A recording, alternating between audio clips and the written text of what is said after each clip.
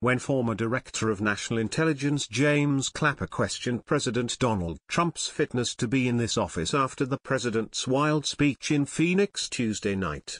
It was likely only a matter of time before the president aimed his Twitter ire at the retired general.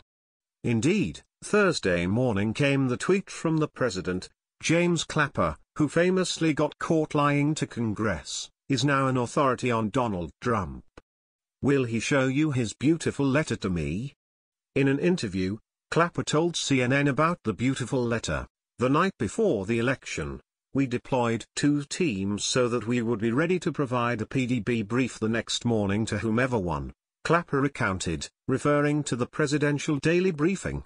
I hand-wrote almost identical short notes to each of the 2 candidates to accompany the first brief as president-elect. Only one actually got deployed, the one to him.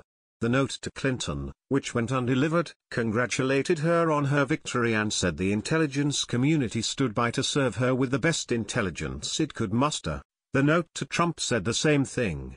I went on to say that I hoped he would abide by the long-standing principle of the IC always telling truth to power, Clapper told CNN, noting that he was paraphrasing since he doesn't have a copy of the note. IC is shorthand for intelligence community. On January 6, leaders of the intelligence community traveled to Trump Tower in New York City to brief then-President-elect Trump on the intelligence community assessment on Russian interference in the election. Clapper remembers Trump specifically thanking him for the note 3 times. On various claims Russians were making about damning information they allegedly hid on him. Intelligence agencies should never have allowed this fake news to leak into the public, he tweeted. One last shot at me. Are we living in Nazi Germany?